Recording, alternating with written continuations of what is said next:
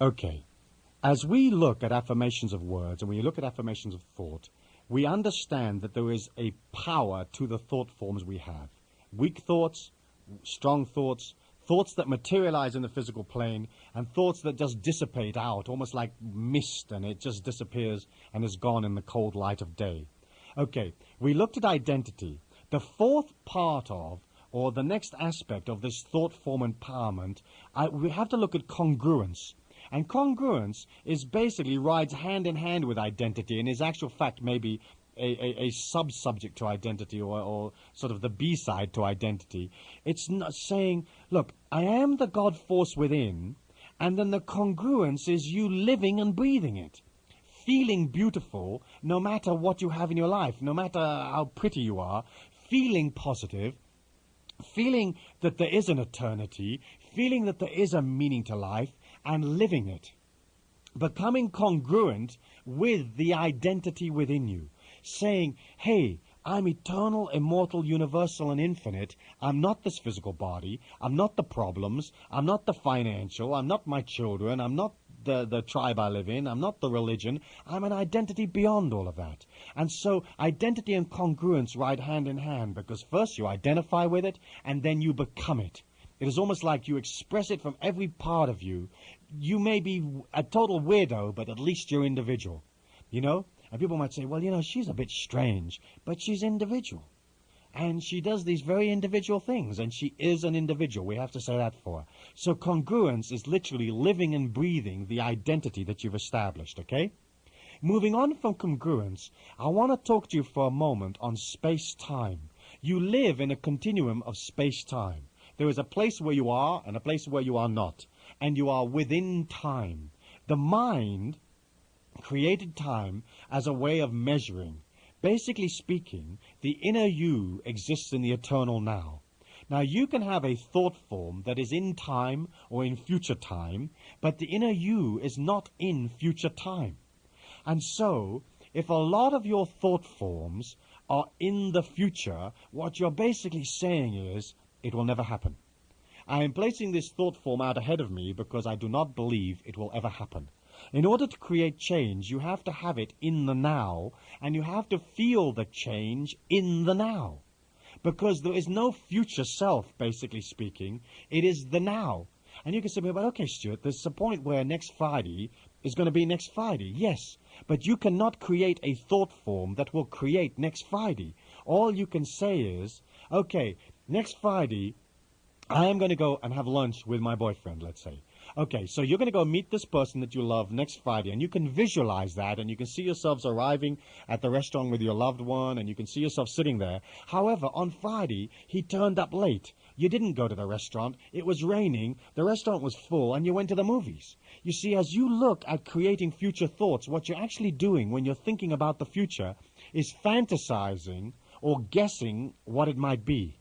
In fact, the future comes from within you, but it comes from the eternal now each day. And so you're moving from one eternal now into the next eternal now. If your consciousness is very future-oriented, you're basically dealing with variance again. You're dealing with living in a consciousness that is not real, that is not what is actually happening. What is actually happening is where you are right now. Sitting here or standing here or driving in your car or whatever you're doing, the eternal now. And so to deal with the space-time continuum thing is to understand that the inner you is creating the future. The inner you can say, hey, yeah, you know, next year I'm going to be an architect. But if you spend too much time fantasizing it, it doesn't happen. What happens is to empower the thought, you have to live and breathe architect right now, even if you're not an architect yet. You have to live and breathe abundance, even if you're not abundance. You have to feel healthy, even if your body's sick. You have to feel beautiful, even if what you have around you isn't that beautiful. And so we're looking at creating it in the now so that it can materialize in the future. Because the future is actually the future present, not the future future. There is a gradual state of becoming, and each state of becoming builds on what went before. True. But your consciousness has to be centered in reality in the now moment. And many people have a tendency to drift into the past or into the future. The future is fantasy. The past is reminiscing. And even though you can think about the past and say, oh, wasn't it the golden years, the golden age, all of that does not change now. In fact, the very thought form of, oh, yes, I can think back to those golden days, is you saying today is not golden. Today is not one of those golden days. Today is lousy compared to, hey, how wonderful it was, 20 years ago. And so we're looking at, with affirmations, of creating a personality or creating a consciousness within you that is living in the now. Finally, the last part of thought form empowerment is, basically speaking, concentration. And I don't mean it necessarily in the sense where a person would say to you, concentrate on the subject. Concentration is basically the density of the thought form. There are two parts to concentration. There is consistency and there is density. Perhaps I should talk about consistency first. Consistency is basically you layering one thought on top of another. I feel good today, layered on top of a thought form that says, I'm eternal, immortal, universal, and infinite. I control my life. Consistency is coming up with something that you want and holding that intention and layering it once over the next and over the next. Not irritating the thought form, not pining, not having negative yearning about what it is you want, because that will actually push it away from you, but gradually moving in a measured way, in a measured step, layering one thought form upon another. I want to achieve this particular goal in my life.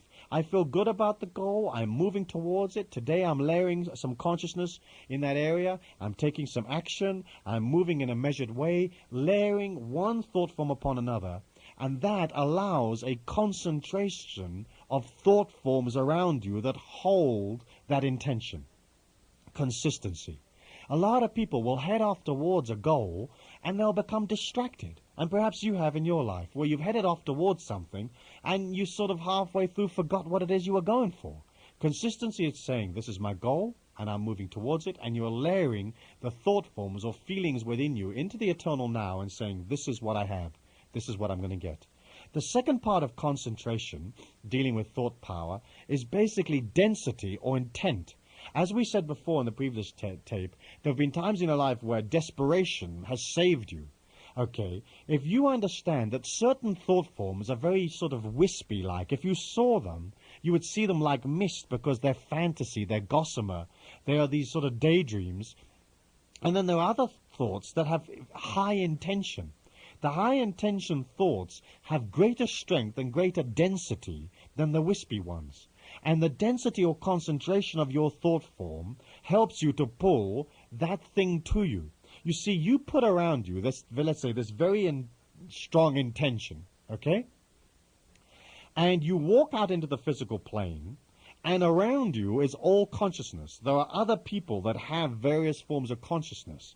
And usually, to materialize what you want in life, there's going to be another person involved. They're going to give you the money or give you the thing, or they're going to be the soulmate that you're looking for, whatever it is. There is consciousness out there. You, living in a sea of consciousness, if you have tight and powerful thought forms, it pulls to you stronger.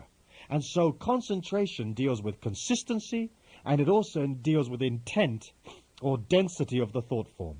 And that is important, for it allows you to pull quickly and easily from the energy that is around you. Okay, as you develop word affirmations, you develop thought affirmations, saying I feel good, thinking you feel good. We next go on to establishing a feeling or an affirmation of feeling around you. Words are strong, thought forms are stronger, feelings are even stronger still, because feelings are what create the dimension around you. And when you think back to a time in your life that was pleasant, you will remember the feeling. You'll remember, let's say, a home that you lived in 20 years ago, and you won't necessarily remember whether the walls were painted pink or blue, but you'll remember how it felt. If you think of a person that you haven't seen for a long time, you will not necessarily be able to remember their face in minute detail, but you'll be able to remember a feeling of an aspect of their personality. The way they laughed, the way they moved their eyes, some kind of little movement or gesture, the way they walked. There will be a feeling that you remember. Basically speaking, you live in a dimension of feeling. Dealing with power affirmations of feeling, what you're basically going to look at is coming back to the same theme over and over again of establishing control, and through control, establishing freedom. This involves discipline, it involves dedication, and it involves you looking at those parts of your life that you do not control and asking yourself, why don't I control it? And then if you don't control it, let us move towards controlling it. In feeling affirmations, or in dealing with feeling affirmations, we're going to look at affirmations of feeling in control of your body. Okay? You have to feel secure there, because if you feel you're dying, or if you feel some incredibly exotic disease is developing in your toe or something, then how can you feel an affirmation of power? You can't. So number one is control of the physical body, because if that stops, your progress through the physical plane stops with you. Okay? Secondarily, you're going to look, as you move through the day, of a feeling of control of emotions. Okay? Now, this does not mean you cannot have emotions, but it means that you're going to try to establish a control over your emotions. That things are not going to seem so horrendously large or so horrendously difficult. You know, if the house burns down, we'll move to another.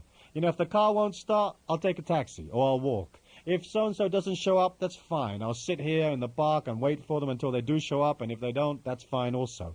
Developing a feeling about a life around you that whatever happens is fine, that you feel in control. You know, and if you walk down through the day and you have a plan and suddenly the plan changes dramatically, that wherever it is you're going will be okay. I'll be fine when I get there. I will feel the power within me, and I will understand the vibrancy, and the vibrancy will be beautiful. Understanding that you have to come into control of emotions. The next thing we're going to look at is establishing a feeling of control over your thinking process, so that the thinking does not drive you buggy, so it does not pull you into frustration, into fear, into fantasy, into all of these areas that can develop into difficulties, that you establish a control over your thinking, so that basically you stop thinking. That you allow the thinking process to sort of show you how to get to the bus station, but you don't think yourself into a corner. You don't think yourself into where you can hardly move. And there are certain types and personalities in the world, and especially among men, where literally thinking becomes a religion. You know, like there's such a logical process that it does not allow for the unexpected. It does not allow for the illogical. It does not allow for the spontaneity of the life force. And so the next thing after emotion is establishing a feeling of control over your thought forms. And control also means, in a meditation, can you sit and meditate and not think, or do 1,000 thoughts that are irrelevant pour into your mind? If you set out for a goal, do you have a concentration? Do you have a density? Or does your mind drag you all over everywhere? So you're looking at establishing a feeling of control over thinking. The next thing is you're going to want to have a feeling of control over your environment. That means the place you live, the place you work. It has to have beauty. It has to have life force. It has to have freshness. It has to be a place that endorses you, a place that you control. You know, a place where you are in command. When you walk into your home, you can shut the door and there is sanctuary. Your home is warm, it is comfortable, it is fresh, it has beauty, it has caring, it has love, it has life force within it.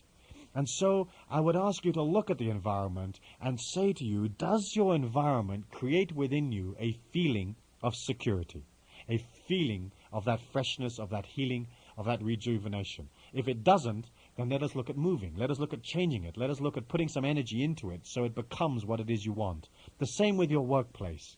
If you're an average working man or woman, you're going to spend 1/3 of your life working. Well, are you prepared to spend 1/3 of your spiritual quest in an atmosphere that doesn't endorse you? You know, in a situation that's negative or with a bunch of people that you don't like? No, you're going to pull away, pull out, and you're going to create it the way you want. Now, you may not be able to create it immediately in 2 minutes. It might be, let's say, a 6 months process. Hey, I'm going to work for 6 months in this dumb place, but bit by bit, gradually, I'm going to move to become what it is I want to become. Or I'm going to change this factory, and I'm going to paint it pink, and we're going to have little flowers hanging from the ceiling, because that's what I feel I need while I'm working on this conveyor belt. Or whatever it is. But bit by bit, as you develop freedom, you understand that you have to develop freedom in every area, that you cannot, be free for 3 hours and 22 minutes and then go and work in some place where you're totally manipulated, where the atmosphere is lousy, where the whole place is detrimental to your being. There's people that will be prepared to do that, and you let them do it. You see, freedom is not for everybody. It's not for everybody. It's only for those people that want to, that have this yearning desire within them to create it, to be individuals. There's millions of people out there that have got no intention of being an individual beyond a certain amount. And they will do those things. So if you ask the question that is often asked, well, who will drive the trains, Stuart? Well, there's millions of people that will drive the trains. There's millions of people that will work, in the sweatshops. It's fine. They have a learning. And it doesn't make you or me higher or lower than anybody else. It's just you withdrawing within yourself, saying, I want that freedom. The way to create an affirmation of power is to understand that you always have the ability to vote with your feet, that you can always walk out of any situation that you do not control, that you do not like. Okay, we tend to feel that we're trapped by thought form, by fear, by false sense of security. Hey, I got to do this job because I need to eat. And that is not the case. There's a way of de-escalating one dimension and recreating another that suits you. And so you look at your environment. Does it feel strong? Does it support you? You would look then, the next thing in the feeling affirmation is, let us look at the interpersonal relationships. Do the people around you support you? Do they endorse you? And if they don't, I would say to you lovingly, get rid of them. Because you are not obliged in life to drag a whole bunch of dregs with you. If they won't brighten up, cheer up, become positive, get with a plan, I would vote them out of your life. And the way you vote them out of your life is you do not judge them or criticize them or say, hey, you guys are no good. You basically withdraw. You pull away, and someday, suddenly you're not there anymore. And people say, whatever happened to Harry? And they say, oh, I think he moved to Bujumbura. Okay, you pull out, because nobody asks you to suffer relationships that don't work. And if you're in a marriage that doesn't work, I would say, hey, get with your partner. Say to them, look, I love you, you love me. Now let's look at why this thing isn't working. And if you can't compromise, you get out of it, because you come together for growth. You do not come together for life. Okay, if you're growing in a relationship and it suits you and it's helpful, great. If it's an absolute drag, try to fix it, try to work with it in some way or other, and if you can't, vote with your feet. That is your power. The power to move, mobility, is the way that you will establish control of your life. Okay, moving on from interpersonal relationships, you would look at next thing of creating a feeling of abundance around you, of finances being under control, of you having a certain amount of money coming in. You've got to have a love of money. Because if you don't, you're never going to have the wherewithal to do the things that you want to do in life. And there's a whole world to see. You're living at the time of the greatest creativity in humankind, and you're going to need money to enjoy it, to experience it. You see, to go through the physical plane, you do not have to become a master of every aspect of it. You just have to have experienced it and taken it into your consciousness. So you do not have to understand Spanish and the whole Spanish history to understand that energy. You can just go to Peru, go to Venezuela, stay there for a week, get a feeling for the place, get a feeling for the people, try to understand as much as you can, and you've locked it into your consciousness and you've experienced it. So you've got that whole world out there, literature, music, art, television, films, travel. You've got to be a part of it, and you're going to need money to be a part of it. There's no other way. Okay, moving on from money, we're looking at creativity. You're going to want to feel a feeling or an affirmation of creativity. Hey, what am I doing? Because basically, creativity is a physical manifestation of the God force. And so you're going to want to have creative ideas and develop them and bring them into the physical plane. And that is your gift for the physical plane. No matter what it is you do, whether you fly an aircraft or you're a surfboard instructor, you teach people to go surfing, or whatever it is that you do, you're a writer or you calculate things or you drive a bus, there's a creativity that you can bring to your life. And there has to be a feeling of creativity, because that feeling of energy coming from the inner worlds and coming out through creativity empowers you. It helps you to feel in control. The neatest thing, I think, is to develop a creativity and to find a way of selling it to people so that they accept it and they give you money so that you can be supported doing the thing that you love to do. Once you get to that position in your life, then I would say to you, let us do what it is we love to do and let us become as good as we can at it. Let us become crafty in our craft. and become good at that. And finally, in affirmations of feeling, we're looking at creating a feeling of controlling the totality of your life. And you would be almost like a sort of a security guard on a big estate. You would be constantly patrolling your life to make sure that each part of it is designed to support you, to endorse you, to make you feel strong. And when it isn't, you will go in, you will try to compromise, you'll try to work with it, you'll deal with it in some way, and if you can't change it, you withdraw. Affirmations of feeling is basically feeling strong. Taking a moment each day to feel free. Hey, I'm free. And I'm doing whatever I'm doing from choice. Not because of fear, not because of security, not because of manipulation, not because of obligation. I'm doing it because I want to do it. Taking 10 seconds to feel free. Taking 10 seconds to feel independent. Hey, I might be a bit of a weirdo. I might be a bit of a wacko, but I feel independent. Okay? Taking 10 seconds to create within you a feeling of self-confidence. And you can never tell somebody, hey, be self-confident. You know, it's like saying to somebody, don't be scared. That's silly. But self-confidence is basically that power mode again, you developing one success after another, living in your triumphs, and taking time to learn from your disasters and releasing the disasters as quickly as possible. Taking the 10 seconds of feeling self-confident. You know, you stop someplace, just feel powerful, feel the energy exuding from your body and say, hey, I feel confident about the way I'm going through this physical life. Taking 10 seconds to feel assured, all is well. It'll all be all right on the night. It'll all be okay. This inner power within me, the Lord, the life force, the God force will provide. And I know because I take enough action, because I do enough things, because I have a craft or craftiness, that it'll all be well. Feeling assured. An affirmation, 10 seconds that feels worthwhile. What I do is important. I feel empowered. I only plant pea pods in little rows, and that's what I do for my life, but I feel this is worthwhile. I feel a strength. I feel a need to be here. I am here. I am what I am, and what I am has beauty and strength. 10 seconds from time to time to stop and feel worthwhile. 10 seconds to stop and feel creative, remembering those things that you've done that are creative, and feeling them. And 10 seconds to feel that you are a part of all things. I am truly eternal. I'm a part of nature. I'm a part of the wind. The wind blows through me, through the freshness of what I am. The sun rises from within me. The vegetation is a part of my life force. I'm a part of all things. I am the spirit of the wind. I'm the spirit of nature. I'm the spirit of the earth plane. I'm the eternity. I exude a non-infringing, non-critical love. I allow my self-independence, and I love everybody else because I will allow them also to be free, to be independent. I will not infringe upon them. That is an affirmation of feeling. Having established that, layering it on top of the thought, on top of the word, on top of the power mode, you finally move into what I would describe as the mastership of life. You become a master of the physical plane. You don't know it all. You haven't experienced it all. You still make mistakes. You're not a holy moly on a mount somewhere that people are coming to listen to. But you understand the physical plane. You have within you fluidity. And fluidity is important because you have to be able to feel that you can move.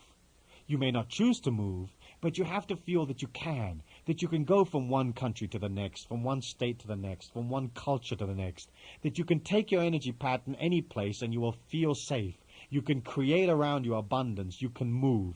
I feel fluid in this situation because I control a hemisphere of influence that is very large. I control a hemisphere, a physical environment that has a lot of wherewithal within it.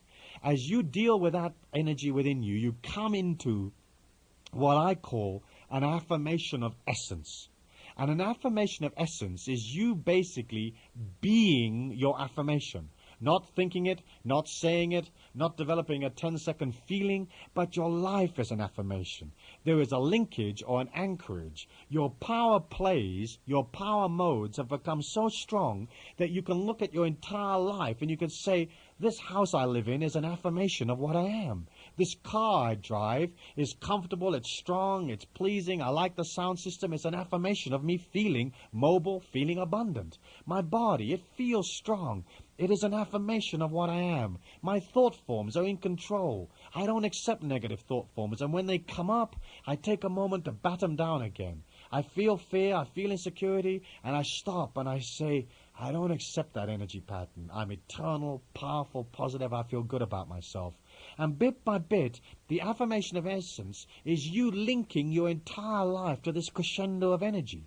Is the beingness, it becomes the beingness of all things. Being real. That is living in the now, seeing where you are, seeing it beautiful, and knowing you can move forward.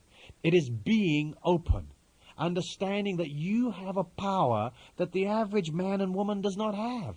And so you have to be open. There has to be a feeling of, I'm open. I'm open to receive more information. I'm open to change my belief patterns. I'm open to moving. I'm open to the people. I'm open and I'm ready.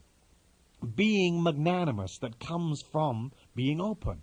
A feeling that you are not dealing with a limitless supply. So if a guy says, hey, can I borrow your lawnmower? You say, yeah, take it. Have it if you want. I'll get another. A feeling of magnanimousness that there's no limit to how much you can do, how much you can achieve, what you can become in this lifetime.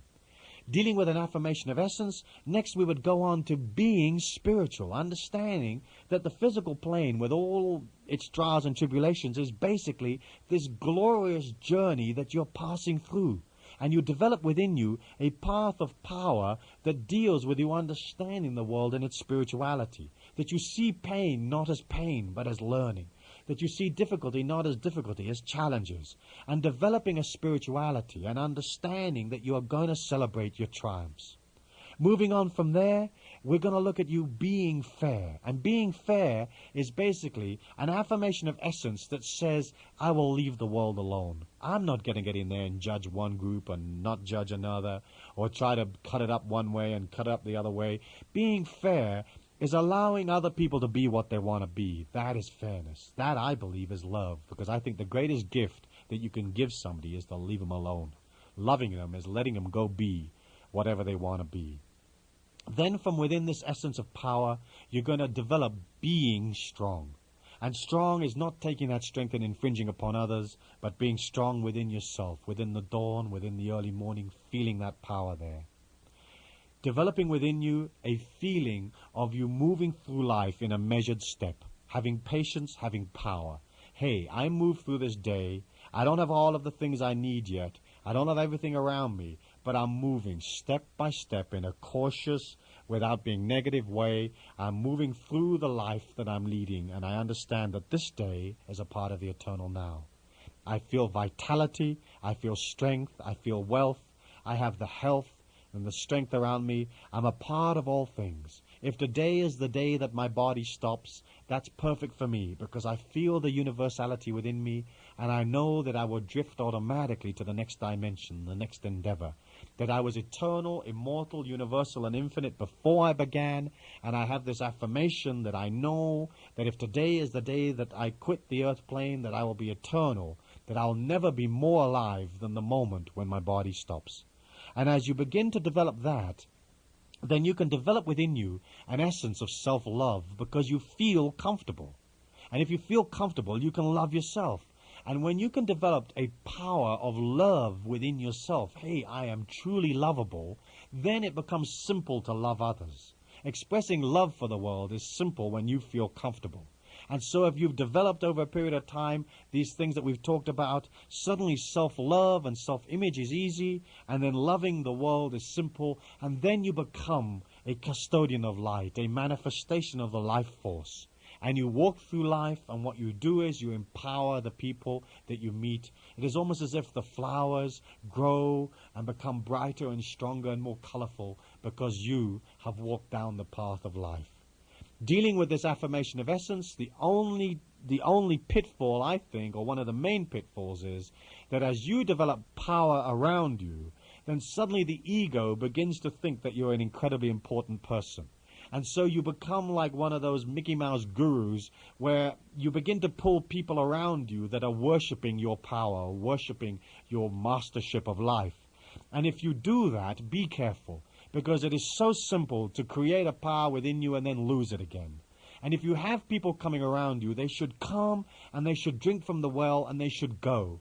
Once there's worship, once there's relying, once they start pitching their tents, literally, around you, in the garden around you, so to speak, metaphysically, then suddenly you become the God force for them, rather than them seeing the God force within them. And then suddenly you have all that garbage that comes about through spirituality. And people come and they see your power, and then suddenly you'll drift back into manipulation.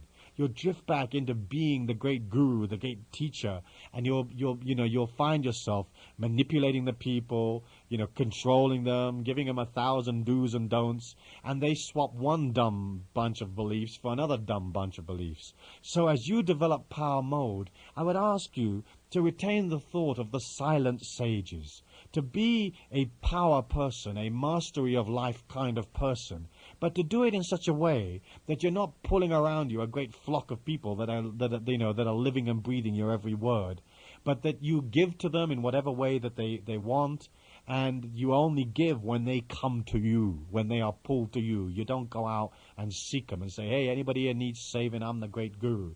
And then when you can live like that, then I believe the spirituality within you really, really develops, because you drift away from the common struggle, and you begin to develop a power within yourself, a light.